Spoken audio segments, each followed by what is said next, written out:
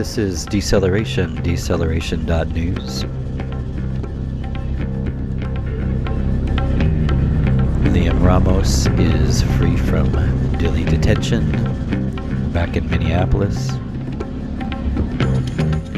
We're speaking with Gaige Davila about his new newsletter, Coastlines and Faultlines. We have some words from Sulma, Franco, words from Federal Judge Biery, and Syris Valentine on defeating climate Behemoth.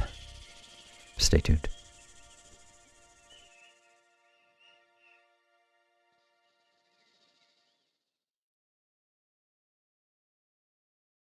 Hey y'all, this is Greg Harmon with Deceleration.news. We're packaging up a few different conversations for folks today for this podcast. So I want to recognize, first of all, 5-year-old Liam Ramos and his father are free.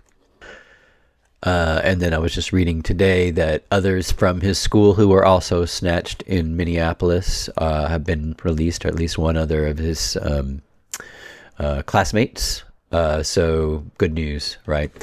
But a few days ago, I read through the ruling, the judicial order that freed young Ramos by District Federal Court Judge Fred Biery here in San Antonio.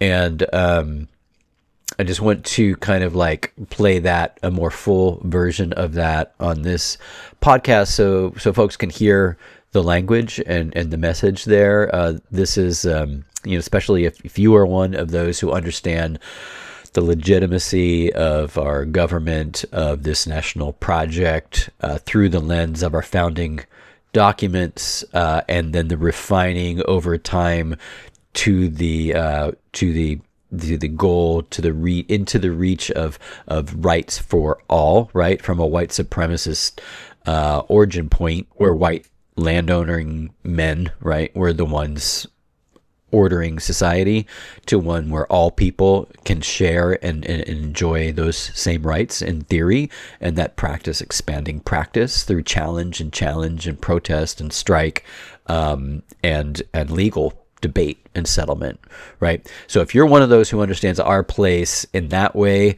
this one is definitely for you. He cites a young Ben Franklin taking to task, the King of England for embedding troops in communities without the consent of the legislatures, and other points of objection that will ring strangely current. So after that, I wanted to have a longer conversation with one of our long-standing contributors at Deceleration, Gaige Davila, a friend of ours and collaborator, about, to get to know him in the context of these new newsletters that we are launching right now. We've put out a couple. You've seen My Water and Power. We have one called Alternative Futures that Syris Valentine is leading up. We have Gaige's newsletter that's dedicated to kind of like contestations on the Gulf Coast over kind of development patterns and resistance there. And we have, next week will be our inaugural newsletter dedicated to Ice Watch, based in activities in Texas. So some of these are going to be very Texas specific, coastal, Gulf Coast specific. The newsletter dedicated to Alternative Futures is grassroots but global. So you're going to see interviews there from folks all around the world. But let's move into Judge Biery's comments.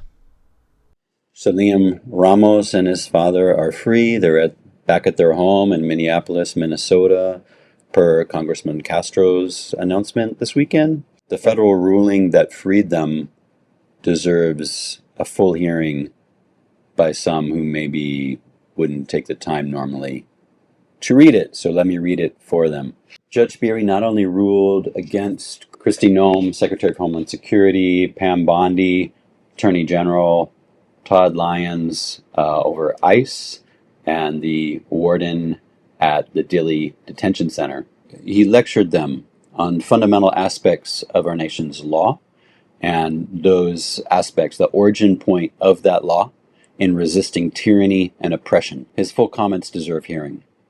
He writes, "Before the court is the petition of asylum seeker Adrian Conejo Arias and his 5-year-old son for protection of the great writ of habeas corpus.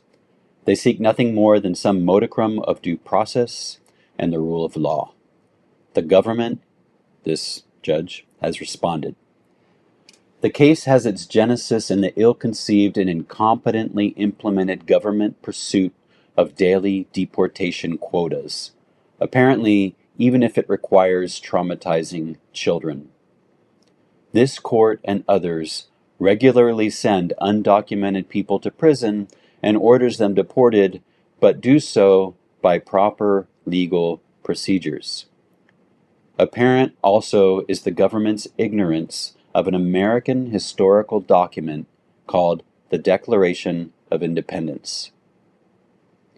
33-year-old Thomas Jefferson enumerated grievances against a would-be authoritarian king over our nascent nation. Among others were 1. He has sent hither swarms of officers to harass our people. 2. He has excited domestic insurrection among us. 3. For quartering large bodies of armed troops among us. 4. He has kept among us in times of peace standing armies without the consent of our legislatures. We the people are hearing echoes of that history. And then there is that pesky inconvenience called the Fourth Amendment.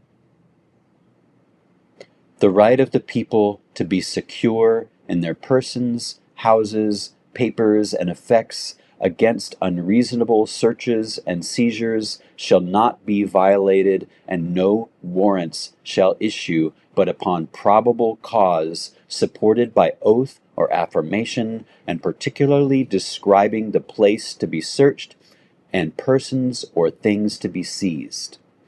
U.S. Constitution, Fourth Amendment, Civics Lesson to the Government. Administrative warrants issued by the executive branch to itself do not pass probable cause muster. That is called the fox guarding the henhouse. The Constitution requires an independent judicial officer. Accordingly, the court finds that the Constitution of these United States trumps this administration's detention of petitioner Adrian Conejo Arias and his minor son, LCR Liam. The great writ and release from detention are granted pursuant to the attached judgment. Observing human behavior confirms that for some of us, the perfidious lust for unbridled power and the imposition of cruelty in its quest know no bounds and are bereft of human decency. And the rule of law be damned. Ultimately, petitioners may, because of the arcane United States immigration system, return to their home country involuntarily or by self-deportation. But that result should occur through a more orderly and humane policy than currently in place. And then this dated Philadelphia, September 1787. Well, Dr. Franklin, what do you have? A republic, if you can keep it. He closes, with a judicial finger on the constitutional dike, it is so ordered, signed this 31st day of January 2026, closing with 2 Bible verses. The first, simply, Jesus welcomed little children, saying, "Let the little children come to me, and do not hinder them, for the kingdom of heaven belongs to such as these." And then one more citation from Scripture, the shortest passage in the New Testament. Jesus wept.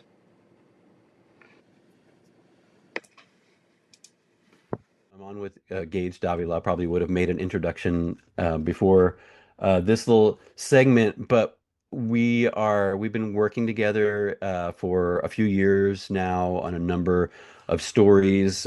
Primarily, you've been reporting with us on the lower coast and the Rio Grande Valley, where you have grown up, right? And I think it would be interesting as launching a new newsletter, letting folks know or get to know and hear from you. And this podcast is going to go out to lots of folks that probably don't know anything about the newsletter, maybe hadn't even been to our website yet.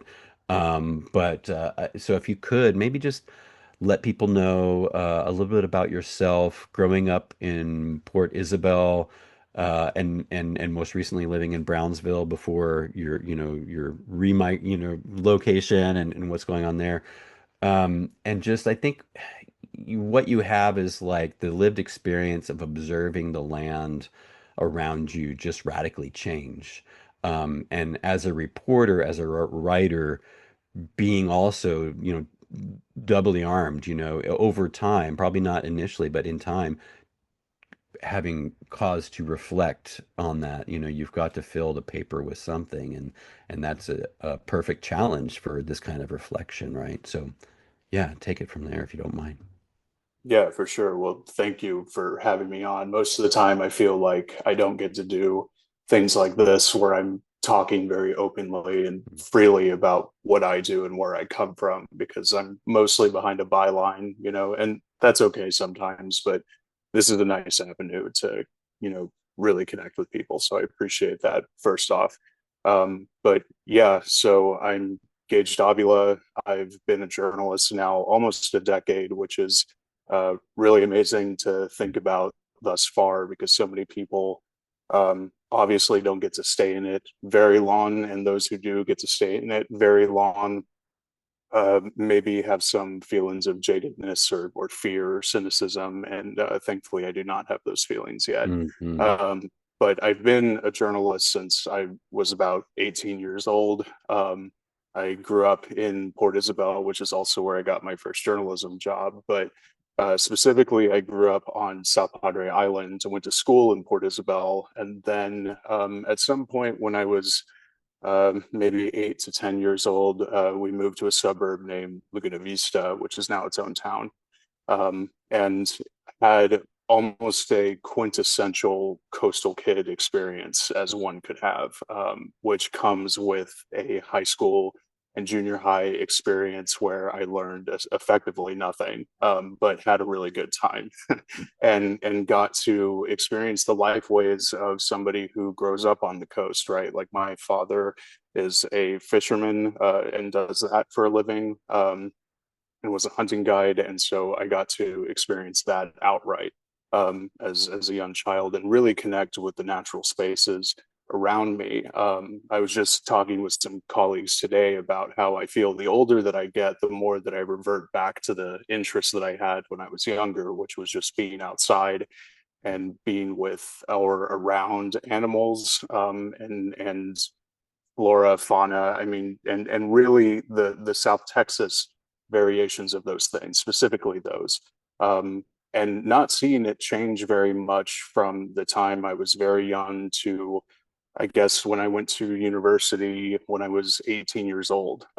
So you could imagine entire lifetime, really a young lifetime where you're watching your community basically stay exactly as it is and then deciding that is the exact reason why you want to leave. Hmm. Hmm. And then moving to a city like San Antonio and seeing change happen very frequently, almost month to month in a city that is constantly just expanding ever outward, Yeah. is a really, really disrupting thing for somebody who comes from a town or region of less than in my case with the Laguna Madre, at the time it was like 8,000 people, which 8,000 people is certainly a significant number, but it feels very small when you actually live in a community like this. And then you move to a city of 7 million people, and then it's like, wow, that's fairly different, right? Or if you come back to an area like I did as a freshly graduated with an undergraduate degree in English to the Rio Grande Valley, you suddenly are very cognizant not only of like smallness of the area, but of how quickly, when people discover it, think that it's ripe for changing it into whatever variation that they want it to be. Right. I always used to think, living in San Antonio when I was an undergrad, and then had my first foray into journalism there as like a university student, that the gentrification that I would see downtown and on the east side in Denver Heights and Dignity Hill, and in the historic garden neighborhoods, where I was like, that could never absolutely happen in my neighborhood, because my neighborhood is, this is how ignorantly I was thinking then, like boring, and nobody wants to move back down here, or everybody leaves and never comes back. And of course, I was extremely wrong, because it followed me, it seemed, from San Antonio. Not specifically from San Antonio, of course, but that sentiment certainly followed. And so, in short, my life was, growing up in Port Isabel, was very much connected to these coastal lifeways in a way that I didn't understand was actually very sought after and very simple, to the point of really connecting with how people used to live for like time immemorial. And now, as an adult, I can see that the things that many people do to try to leave these spaces, and then attempt to come back to them, are sometimes trying to chase that same feeling, or chase that same like desire to do those things. But then there's an opposite end of that spectrum, which is there are people that come to these spaces and then try to fashion them in the image of the same like very soulless suburban cities that they come from, you Right. know. And in some funny way, it's like putting like an axe throwing bar in some strip mall looking place or whatever. Those are always the kind of imageries that I think of. But then in a larger way, it's an orientation development of trying to turn an area into one where it's service forward. It is servicing a class of people that can afford to actually like live in these spaces, while the people who provide said service suffer. Well, I And was those are all. Go ahead. Yeah, well, I mean, it just makes me reflect. So, have as someone who's grown up in cities, and then in for for journalism, like went and moved in lots of different areas, and oftentimes smaller communities, right? And I always like would fall in love with where I was, and oftentimes it was the land and the water and these relationships, these networks of the ecologies. And then I would hear people say, "God, why can't we have a Burger King?" Does every block need like a Walmart, right? And so a little bit, it's an inside outside. So it's like a feeling of having less than, right? And so maybe you can reflect too, kind of like those who come that want to bring something there, right? That isn't there. They're carrying a soulless vision of like, but anyway, but it's a little bit of each, I would imagine, or Yeah, I seeing think one into so. the other. Yeah, I've always thought of it as sort of like a weird conditioning, and I don't necessarily know the origin of that conditioning, but I grew up with a lot of that sentiment of Mhm. people who would travel to places like Brownsville and McAllen, which are Mhm. 30 minutes to an hour away from Port Isabel, and just like celebrating how these cities have like these chain restaurants and like quote unquote things to do, Mhm. that were unlike like things you could do in Laguna Madre. And Mhm. looking back, and I still have some like anger towards that sentiment, but I kind of understand where a lot of those people were coming from, because Mhm. in order to enjoy the spoils of a coastal community, you have to have money now, when back then you didn't need to. Okay. You could just like fish from the water, you could just like take out a pontoon boat, you could just like forage, um, for things like crabs or whelks or whatever. But now you need fishing license to do that. You need a hunting license. And not to say that like regulating these things isn't necessarily a bad thing, Mhm. but the things that you would conventionally think everybody would be doing in these communities, you actually can't do, Mhm.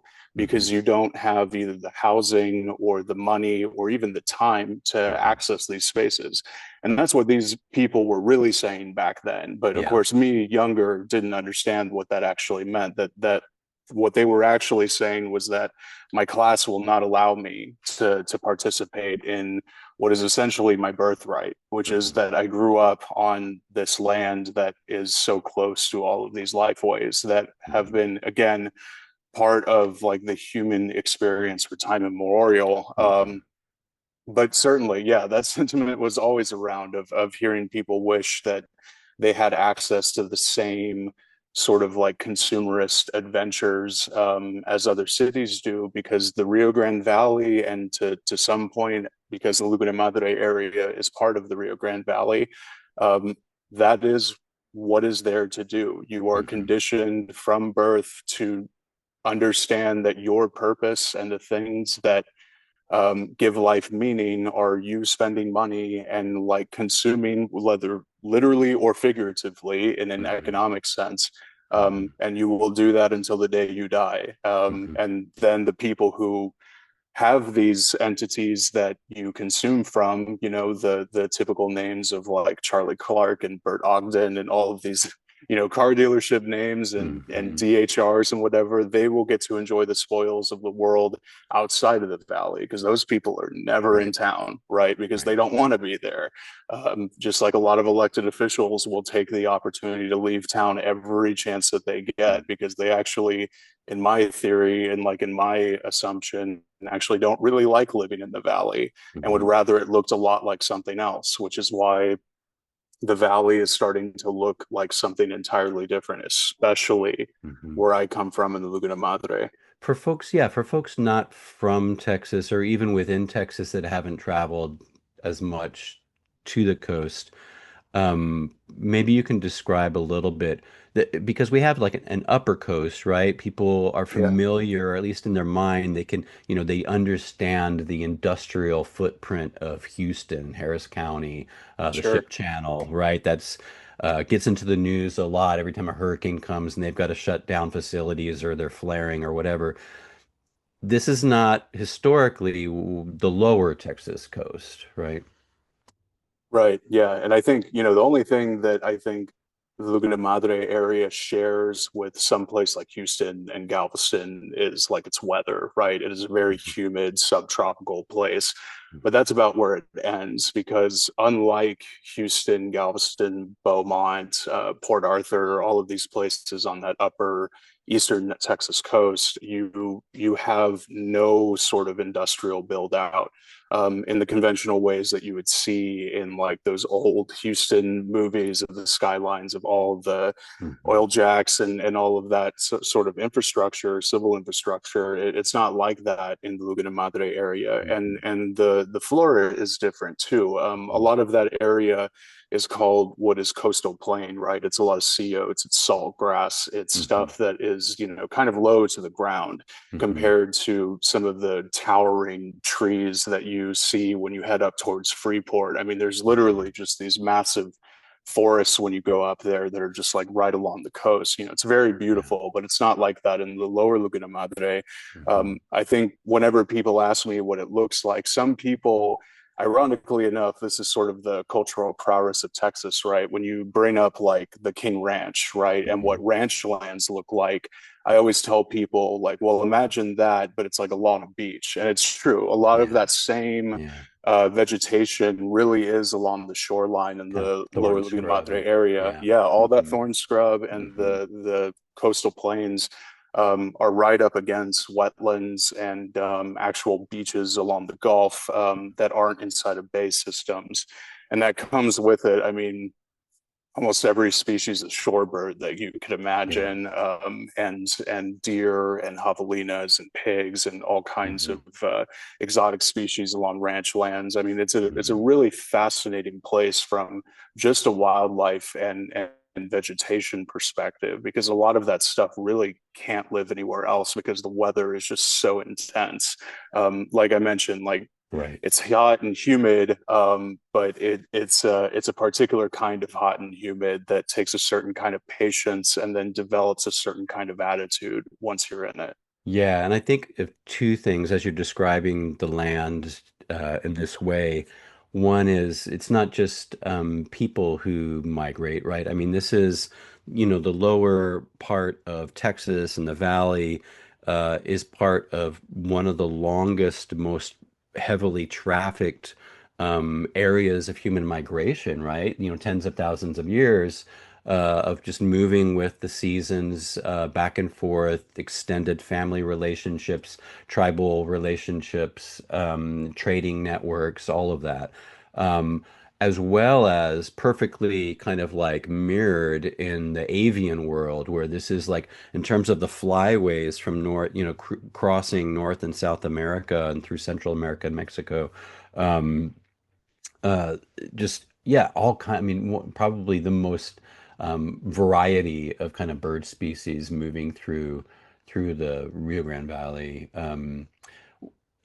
My question is in a little bit, and I've caught some of this in your writing, and maybe you can tell me, when did things start to shift? I would imagine that, and folks who maybe aren't aware, I mean, there was a time not very long ago that the United States did not export fossil fuels, right? I mean, when it was drill baby drill, Sarah Palin, and all of that, at the Tea Party, that was about energy independent. That was like local domestic supply, right? And was that the chant that kind of broke up the lower Texas coast, or were other things going on already?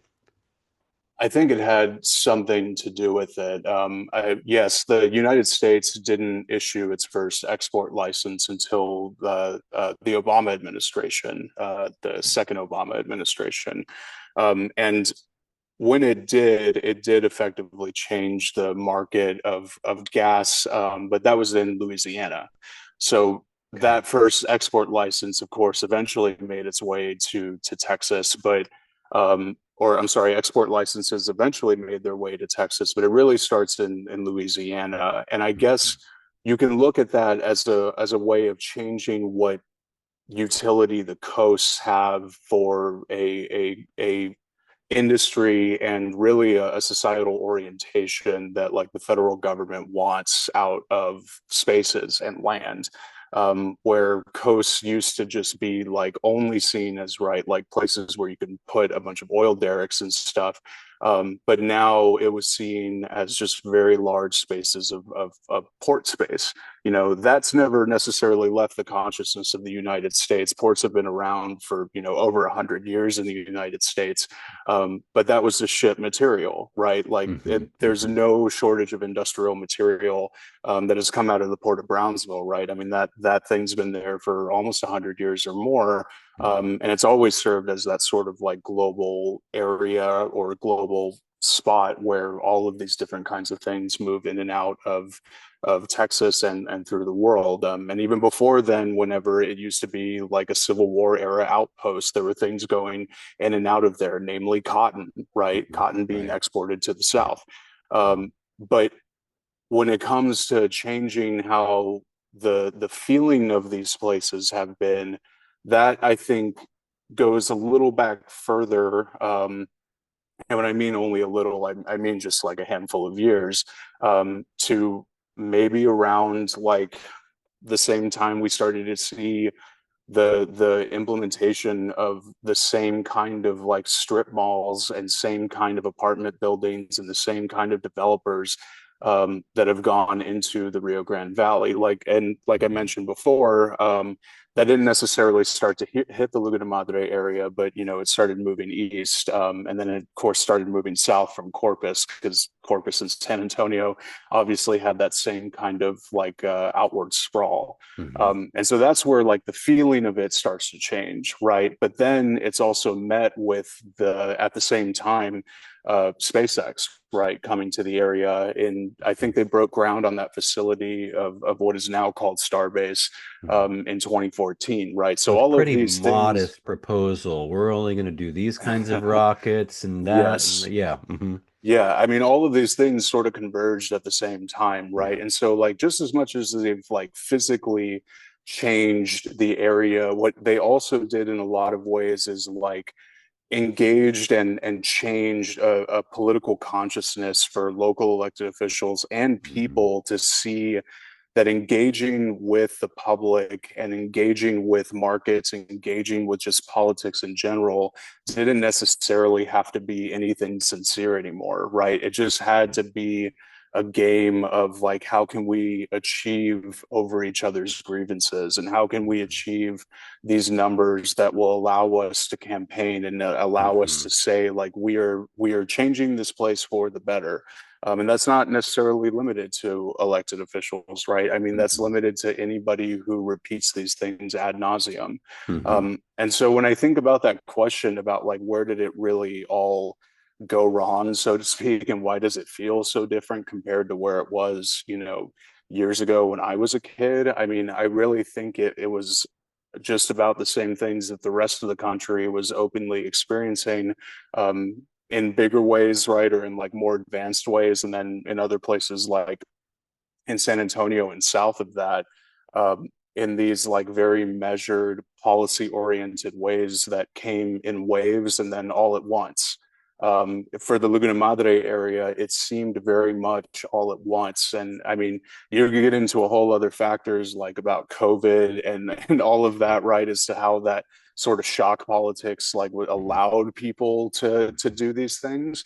But it really was like it was multiple factors that contributed to suddenly one day you're waking up and now there are rockets, like Yeah. launching off from a beach, with really no. I mean, there's just no impunity there. I mean, it is just a space where that company can do damn near whatever it Mm-hmm. wants, and the accountability of either local officials or like the federal government in like administering it to that Mm-hmm. company is Mm-hmm. straight up perception management. It is no more than that. Yeah, and I want to highlight too. I mean, the way you're speaking, like, anybody can show up and kind of like make claims about, well, Elon is like this, or it's just like, but I want to highlight you're discovering these things through the process of reporting. You're interviewing the key players. So this is from Port Isabel to other media, and maybe talk about the trajectory of that experience as someone who's chronicling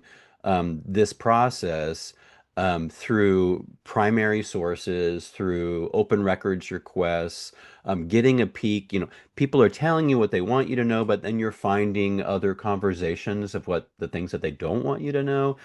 So I think like it's important to listen to people like you that have insights about a community, how a community changes, what it and even what it means and what it portends. Because I mean, this is like invested effort, right? Can you kind of describe your trajectory from as a media maker, as a journalist, where you were and how maybe how you were writing about these issues, how you weren't writing about some of these issues, why, and what you're doing now. Yeah, certainly.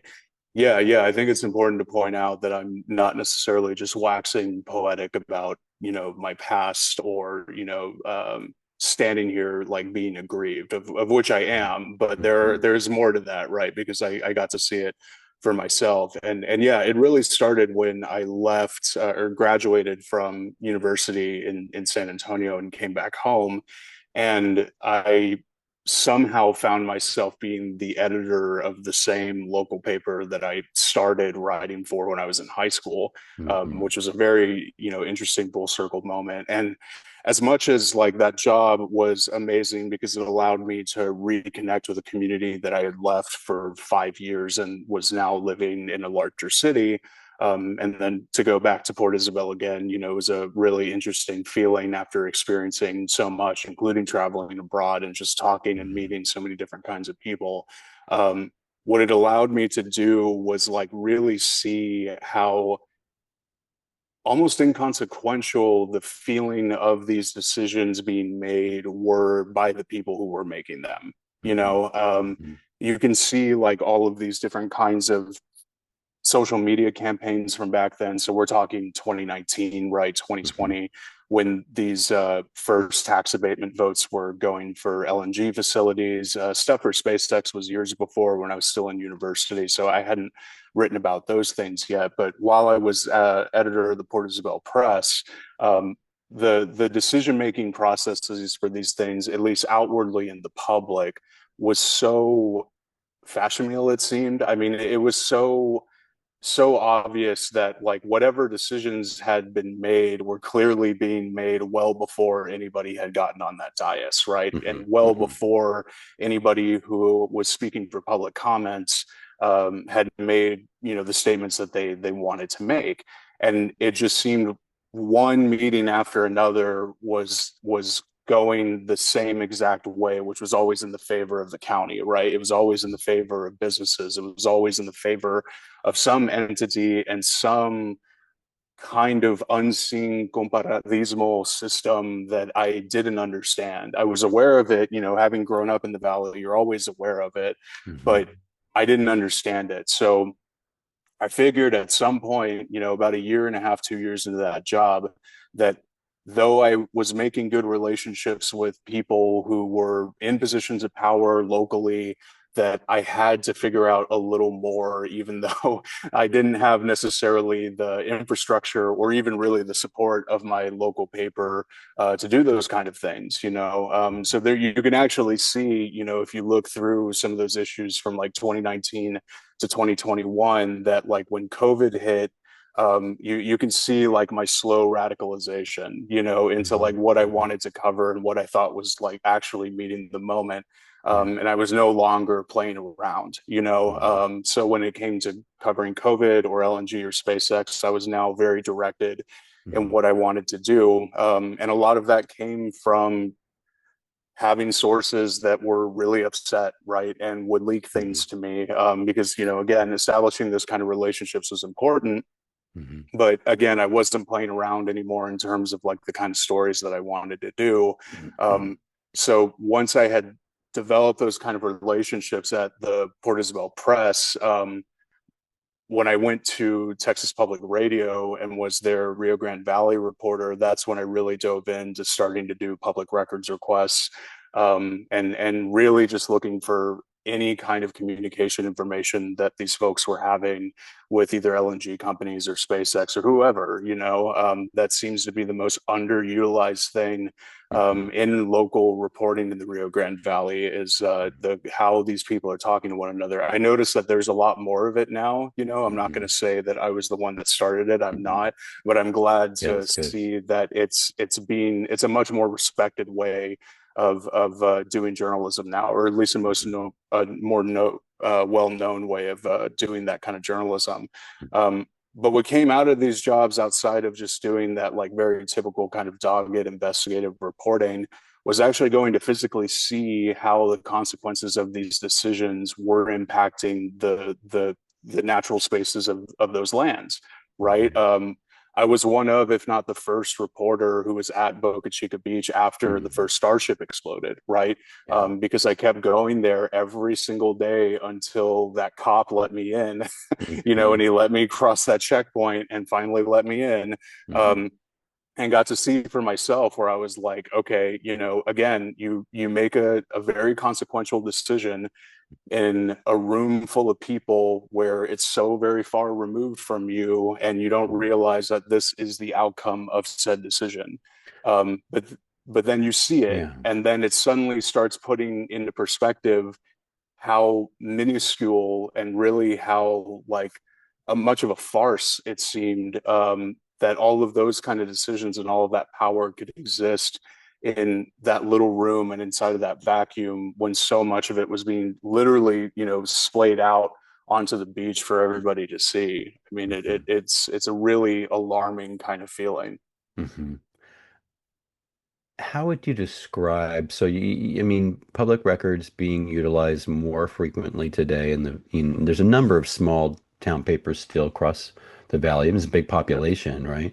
Um, the level of concern, skepticism in the public compared to the way, are those concerns kind of mollified through the process of reporting in a lot of spaces, or do you feel like people's voices um, are clearly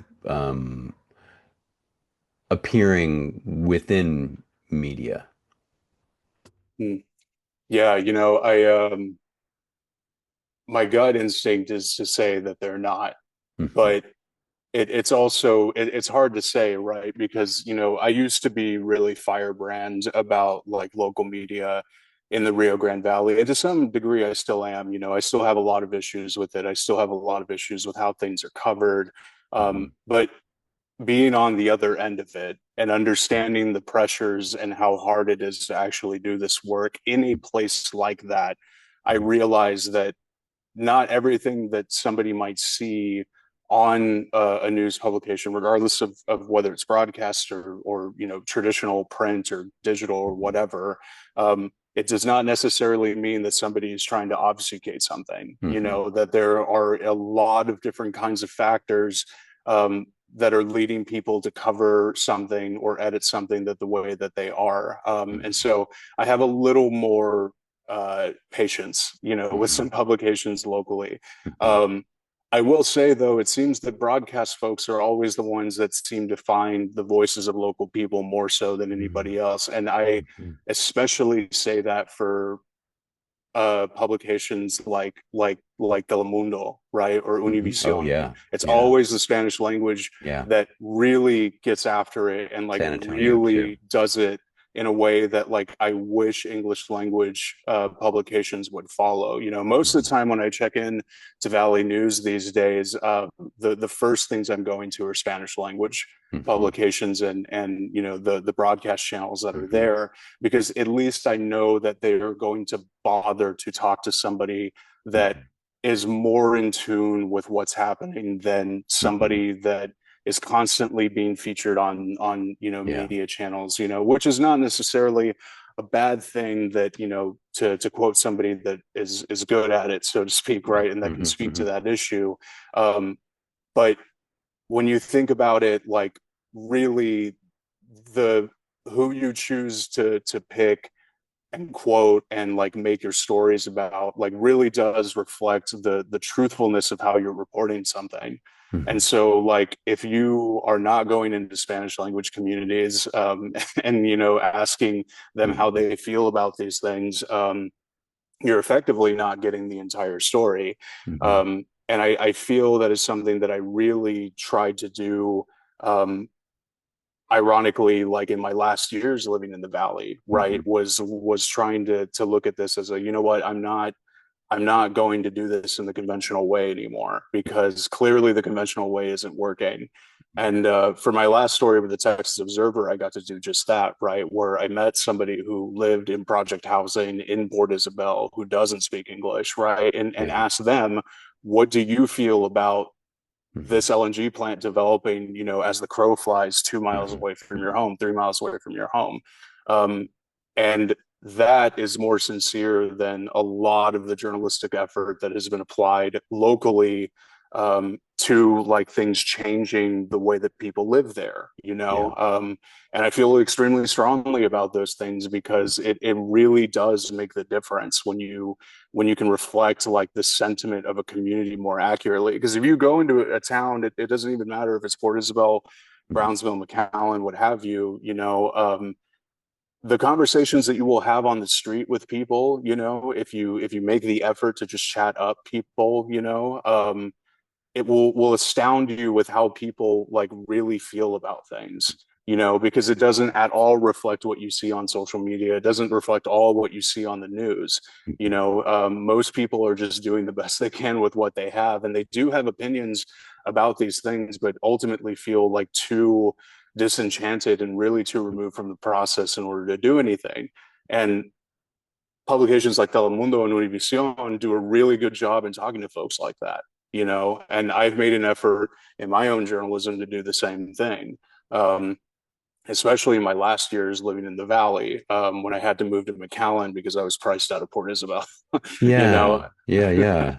And so you mentioned the LNG project. So just to paint a picture for folks, the things that changed as oil exports picked up, or I think primarily was hitting Corpus Christi area first. You have multiple. yeah, We have the Valero refineries there. Other refineries. LNG, coming down the entire kind of U.S. Gulf Coast Bend, right? And most recently, the Rio Grande LNG that you've been writing about. What did you feel? So I know you've made some changes recently. And I think you were feeling the pinch of the stories you wanted to tell, the challenge of telling them, and just the tools and the maybe the time and the tools. But talk a little bit about what you're doing right now, and then also let's get to the coastlines and fault lines and what your aspirations are through the newsletter style delivery there. Yeah, yeah. So right now I'm in an investigative journalism master's program at Mhm. Arizona State University. And I moved here because I was noticing that in the valley that I had these like really, almost like the aspirations for the stories that I had like were really great, and I still have them, and Mhm. thankfully have been able to do some of them.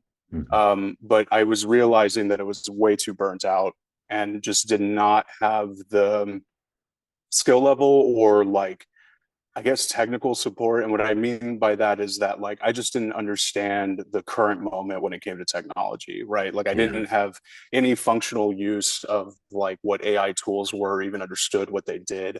Had Yeah. no idea what Python was or R or any sort of like data coding, anything like that. Yeah. But clearly saw that that's where the world was going. Mhm. But when you're a freelancer, which is what I was doing because I was laid off by TPR in June of 2024, uh, what I realized as a freelancer is that you just don't have time to like really teach yourself those things unless you're able to not work while you're doing it. And I figured that I wasn't able to get into a fellowship in the conventional sense of the term because it would also have costed me money to attend said fellowship. Yeah. So I thought, well, the best way that I can foresee myself doing this and eventually like thinking more forward because I do want to teach, journalism or something adjacent at a university one day, that maybe the best way was to go back to school because it would at least give me Mhm. the time to learn these things. And it certainly Mhm. has. Mhm. Um, of course, making that decision was extremely painful. I didn't tell many people that Mhm. I had made that decision and was leaving. I had only told, honestly, a handful of sources that I was going because the intent was always to come back. And it still Mhm. is. It still is the intent to come back. So, Arizona, as much as I enjoy it and as beautiful as it is, this is very much just a space where I can learn those tools so I can continue doing those kinds of stories. But what I was feeling in the valley was very much suffocation, Mhm. and very much that things were not only were they not getting better, but were actively getting worse. But I had no bandwidth to cover these things anymore. And if I was going to cover them, they were not going to be with local publications because they had not proven to me as if like they had to prove to me particularly, but I could not see from them the ability to write and meet the moment in the same way that it seemed that most other publications in the states were actively meeting. Mhm. I will say that in the past year that local publications in the valley have come a long way, but at the time it was just not worth it to me, and to stay and try to like work things out even as a freelancer. um, but most of it all I think was just being extremely burnt out, and going into a master's program does not seem to be like the thing to do when you're very burnt out, but it actually did have this sort of opposite effect where I didn't necessarily feel the pressures of deadlines in the conventional sense anymore. I was able to get a full ride here, thankfully, because of my extremely low income, but also my very good GPA from undergrad. And so that helped a lot, right? In order to give me the space, and the time in order to do the kind of work that I want to do.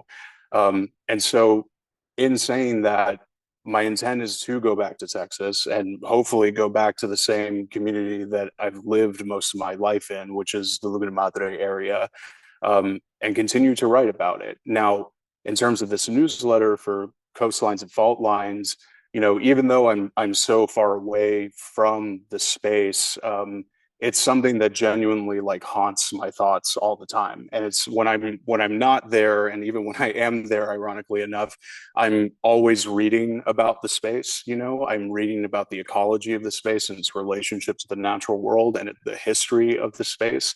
And because I've spent so much time there and spent so much time reporting there and writing about it, I figured that this newsletter could serve really as a function of trying to make sense of all of the things that are happening there in context. It's not necessarily like a stenography exercise, in that some newsletters, and they're good for that if that's what you're seeking, are updating minute by minute, all of the little things that are happening. And to me, that's not necessarily what my place is in the part of this like larger like expansive history that we're experiencing, right? My place in doing this newsletter is really trying to show that there is a concerted effort to turn these spaces into more areas to produce more profit for either the United States or for companies within the United States and now globally. These are spaces that are seen transnationally as places that you can make a lot of money on. And in some ways, they've always been seen that way. I think one of the few things that you can say about human beings is that they are attracted to water, right? That is something that you can say for sure about human beings, as complicated as they are. And unfortunately, so is capital, and so is the movement of capital. And in order to really make sense of this moment, not only for myself, but I think for people who live in these areas, I think I feel an obligation, because these communities have given so much to me, to try to make sense of the moment and make sense and tell people what exactly is happening here that isn't just these things are moving in, they're going to have a lot of jobs. And, because that's the line that you hear from elected officials constantly. But what you're not hearing is the fact that these things are invested in by some of the like most criminal or like criminal governments in the world, right? Are investing like billions of dollars into these things so they can continue to make a lot more money. That part is always conveniently left out. And that's where my attention is sort of now, is the money, right? And where this money comes from. Well, I was going to say, you say, they're going to, all this money, right? And so on the one hand, I'm sure a lot of people hear that and they think, well, yeah, great, right? I mean, what's wrong with a whole lot of money, especially in, this area where the poverty line is, more than 1 out of 4 folks are, under the federal poverty like standard guidelines or what have you. But it's more about whose money, what kind of money, and where it goes. It's not necessarily for people where they are right now, and in fact may make it harder. You talked about the inability already of folks to be able to go and just throw, a line in the water or, go out on the boat or whatever. It's I feel like there's a big story, right? There's like the meta story, and then there's this like incremental lived experience that people miss. And it sounds like you're trying to not lose the humanity, right? That's caught up in the crush of these fairly big. I mean, these are like the Saudi money. This is like big stuff that folks are playing with down there. Yeah, absolutely. And I'm writing a book with Texas Tech Publishing, and all of it is about these things, right? And for this book, I went into neighborhoods in Port Isabel and just talked with people that I grew up with, or their parents or grandparents or whatever. And the stories that I would hear about these places, I would try to see from their perspective, like how life really was, just like, I mean, 20 years ago, right? 25 years ago.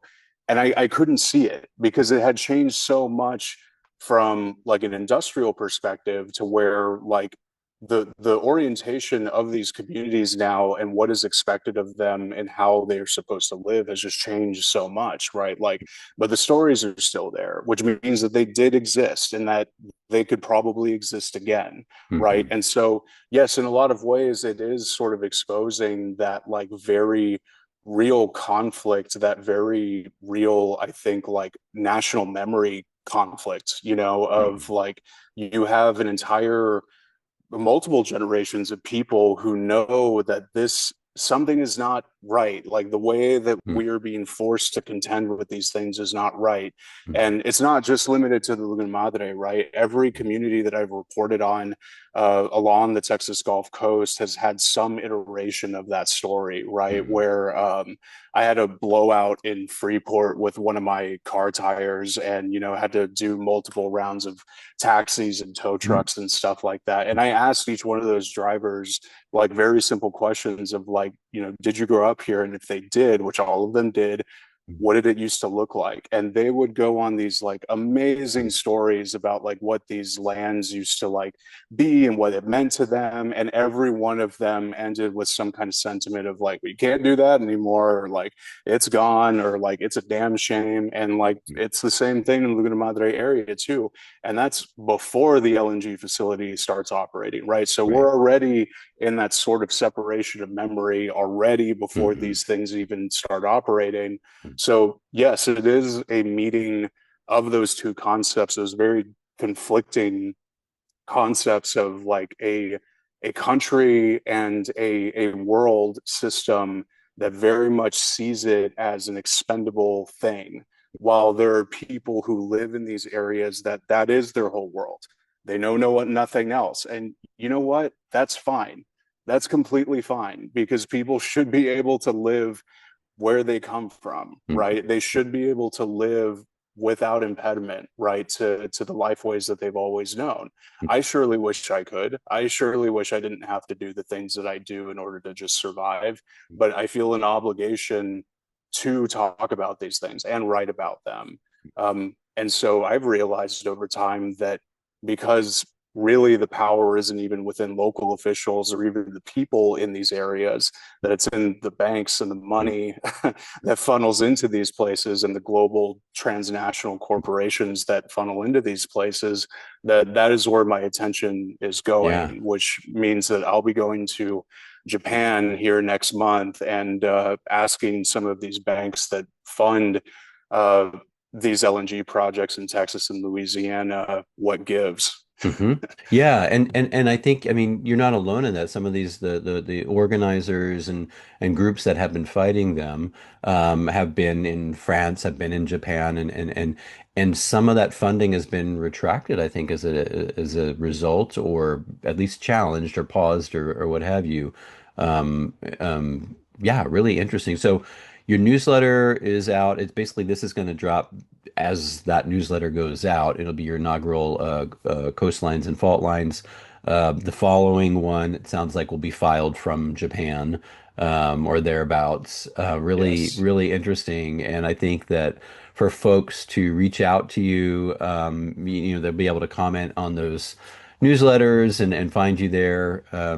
Yeah, I really, really appreciate like just all the reflections, anything that you would want to leave folks with in terms of, how to, what they should be expecting in future, future writing from you.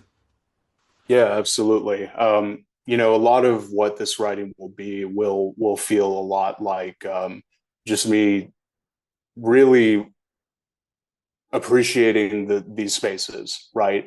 There's going to be a lot of that in this kind of writing, and it's because these places are still very much, not only are they worth fighting for, but they're still worth living in despite all of these caveats. So writing these things is, and me writing these newsletters and in these various like ways that they're being harmed, these communities are being harmed and these spaces are being harmed, is not being done out of some great cynicism or some like feeling that I don't have hope for them, and this is like a documentation of a downfall. I don't feel that way whatsoever. It's actually an attempt to let people know that these things exist, and that despite all of the harm that is coming towards them, that there not only are people that are actively fighting against these things, but that a lot of this stuff is still alive, right? A lot of this stuff exists in spite of these things, whether it's the people that live there or the animals that do or the plants that do. there's a lot of resiliency in these things, as much as that is a loaded word these days, but it is true, right? I mean, these things do survive in spite of these things. I wish they did not have to, but they do either way. And so people can expect that. And of course, people can always let me know about things that I either do not have like consciousness of, or mainstream media does not, or their own neighbors don't. You know, I want to hear it all, even if it's just expressing admiration from the places that you come from. You know, all of that is welcome to me, because I feel very much the same way. Awesome. Well, check out too. We just published our quarterly creative review, and the theme was oceans and coral reefs. Yeah, And we it was had a good. few folks from Boca Chica who submitted over the greater, Yeah. Laguna Madre area. So check that out. I definitely do feel I'm not a coastal person, but to sit by the ocean, I think most people probably maybe don't express it all the same way. Hopefully we don't. But the way that it feels to me is that the ocean and the waves and the enormity and the weight, and the age and the wisdom, that as much punishment, right? We know a lot about this today, and in that creative review, Marisol, who edited and received the poetry, the photography, the artwork, kind of reflects on this, is that the oceans are under enormous stress, but also there's a sense I think one gets sitting by the water, that there is this a pulse of life force, that is indomitable, and the earth that we inhabit today is a very different one than 20 or 30 years ago. We've seen we're in a period of rapid change and collapsing systems and all the rest, but also a period that's also sometimes described as a bottleneck. I have to continue with an understanding that the things that pass through that bottleneck are basically held in the conversations, the agreements that we make today.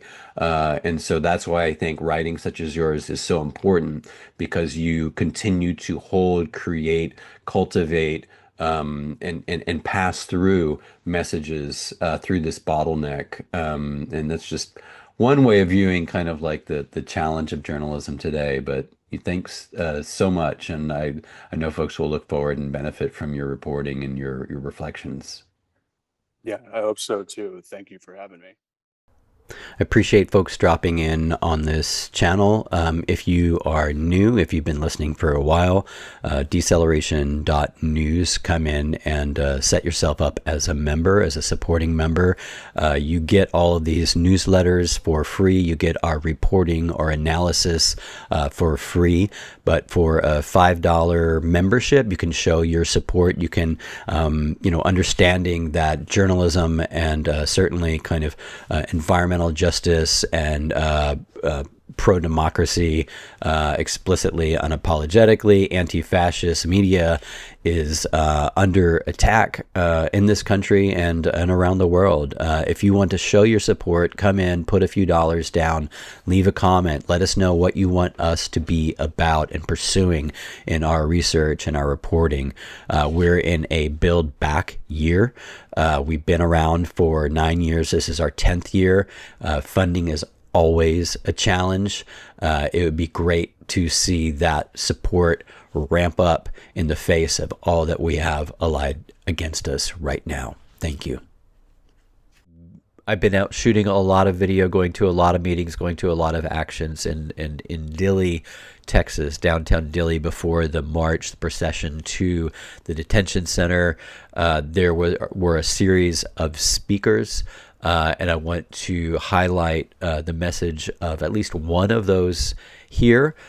For those who maybe saw a lot of news coverage over the chemical attack on protesters, a couple of the arrests and that sort of thing, but to hear the message from those who have been in detention, been in immigration-based detention, about that experience, I think is really important for people right now. Que viva la resistencia! Long live the resistance! ¡Que viva la resistencia! Long live the resistance!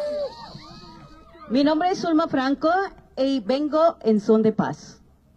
My name is Sulma Franco, and I came to the beat of peace. Vengo a dar mi testimonio y no tengo ninguna arma. I came to give my testimony, and I am brandishing not one weapon. Porque estamos haciendo esto en paz, en solidaridad. Because we're doing this in peace and in solidarity. Porque el amor representa paz, respeto. Because love represents peace and respect. Y pues vengo en son de paz, soy guatemalteca, emigrante, detenida por más de 2 años en diferentes centros de detención. I come in peace. I am a Guatemalan immigrant, and I spent more than 2 years detained at different detention centers. El sistema realmente nos ha quebrado a muchos de nosotros las comunidades de color. The detention system has broken a lot of our people of color's communities.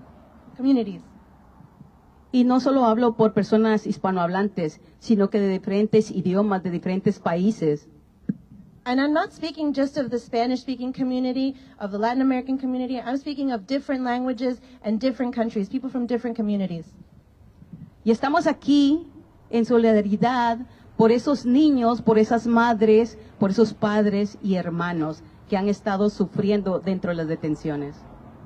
And we're here in solidarity for all the children, all the mothers, all the fathers, all the brothers and sisters that have been detained. Porque ningún ser humano merece ser enjaulado, discriminado y separado de su familia. Because no human being deserves to be caged up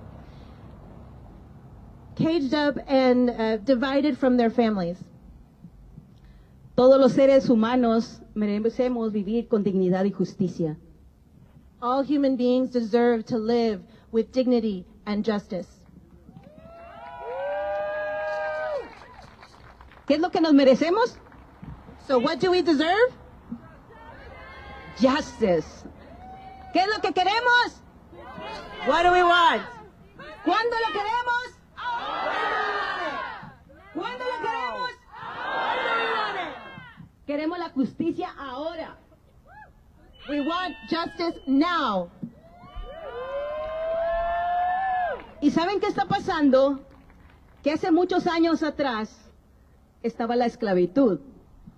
And you know what's happening? Many years ago, we had slavery.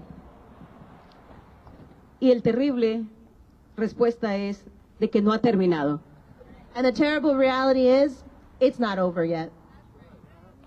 La esclavitud todavía sigue hoy en día, en este 2026, y la esclavitud todavía continúa.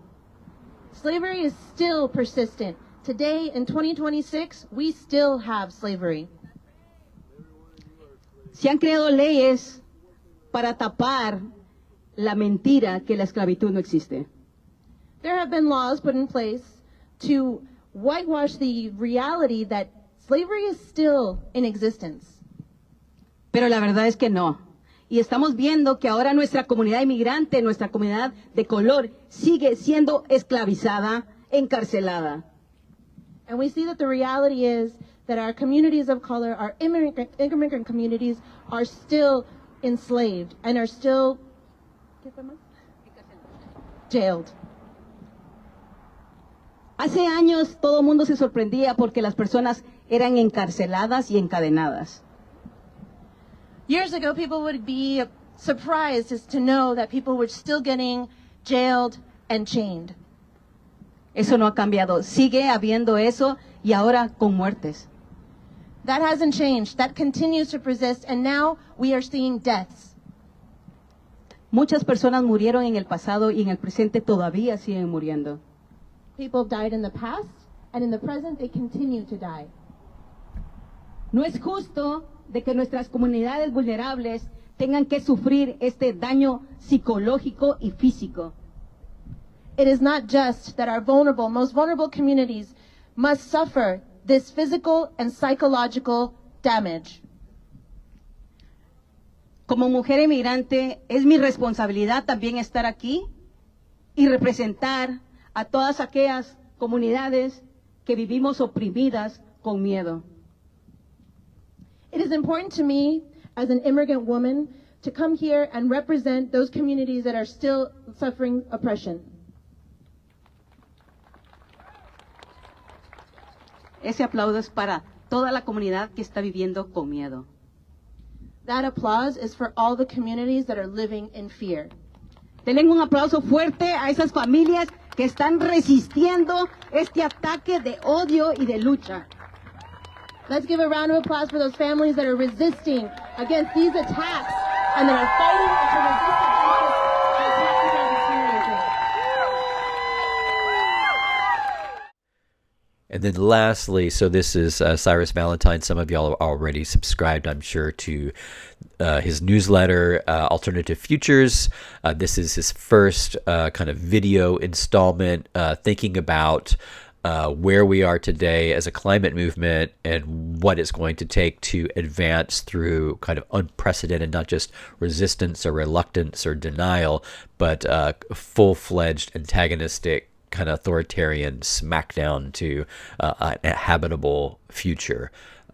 So take a listen here. The forces of climate change are doing more than just supercharging storms and reshaping ecologies around the world. They're causing new political, social, and economic orders to form and emerge.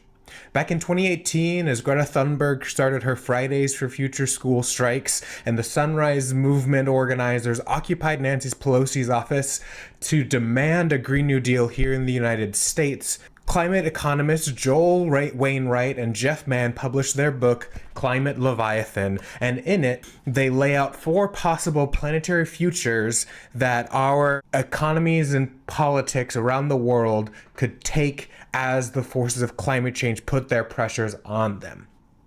And in it in particular, they sketch out 4 different possible futures: Climate Leviathan, Climate Mao, Climate Behemoth, and Climate X.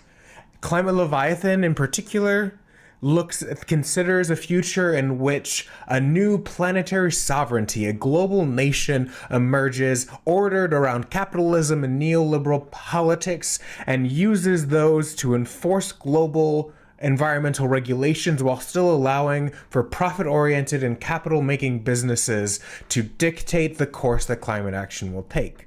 Climate Mao, on the other hand, considers a future in which that same planetary sovereignty emerges, but it is based on an economic order surrounding anti-capitalist, state-centered planning for the economy. And on the other end of the dial, we consider 2 futures of Climate Behemoth and Climate X, which are opposed to planetary sovereignty, but still consider a capitalist future and an anti-capitalist future. Climate Behemoth in particular considers that sort of nationalistic capital free market world that we occupy today, but in a supercharged, fully fragmenting form, whereas Climate X then considers what it might look like if we have a deeply rooted radical democracy at every level that is not organized around capital, but instead considers how we uplift the health and well-being of communities around the world in the pursuit of true climate justice. And when they wrote this book back 7 years ago,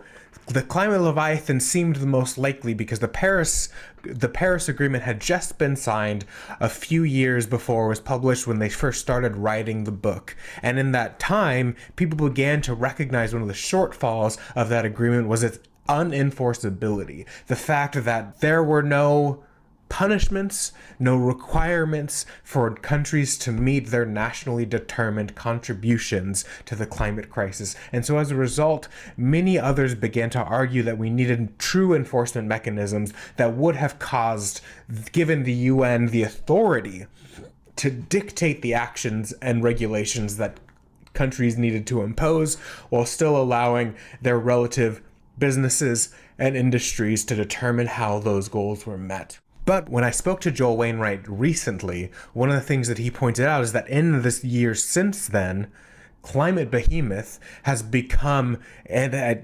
increasingly realistic possibility for our future, but one that we cannot afford to allow to happen because, as he told me, there is no livable future under this behemoth form of government. So what we must then do is think about how we shift our direction from going towards this climate behemoth to instead think about how we reach this climate X almost utopian future that they argue for in this book, and that other scholars, like the Japanese philosopher Kohei Saito, has argued for in his book, Slow Down, the Degrowth Manifesto. But in order to get there, that requires us to rebuild a climate justice movement, because not only since Climate Leviathan was first published in 2018, not only has global authoritarianism been on the rise to the point where 74% of people around the world live under authoritarian forms of government, including now the United States, there has also been the complete die-off of the climate justice movement, and we now are existing in an era of what some have referred to as, quote, climate hushing, where even activists, climate technologists, and scientists are no longer willing to talk about climate change for fear of reprisal from the Trump administration. And so then we must figure out new ways of rebirthing the climate justice movement, and so we can rebuild it and start moving back towards this idealistic future in which every community would have the autonomy to determine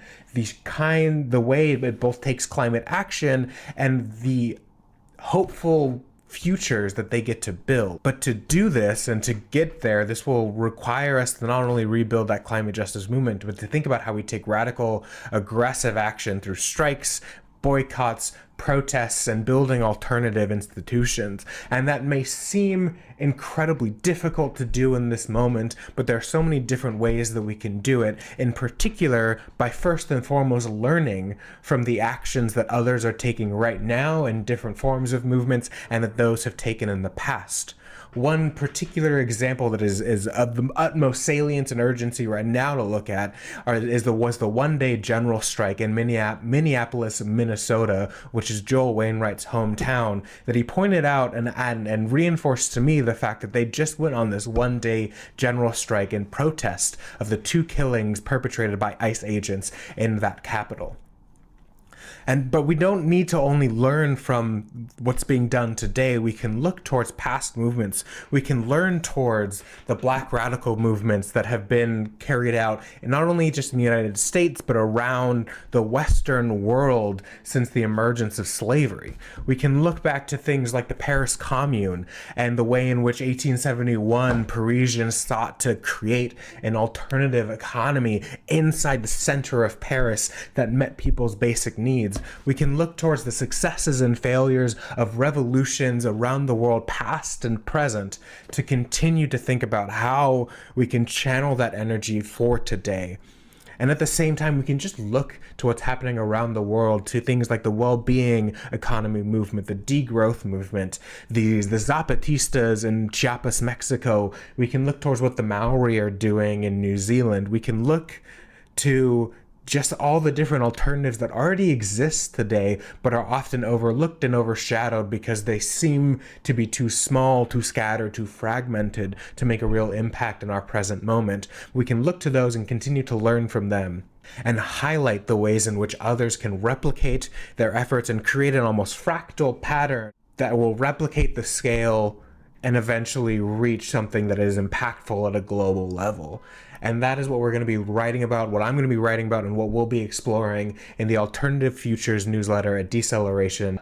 If you want to learn more about what folks are doing around the world to create this alternative future, to lead us towards something like Climate X that is revolutionary, radical, and affords an opportunity for true climate justice around the world, I encourage you to subscribe to Deceleration News and follow the Alternative Futures newsletter.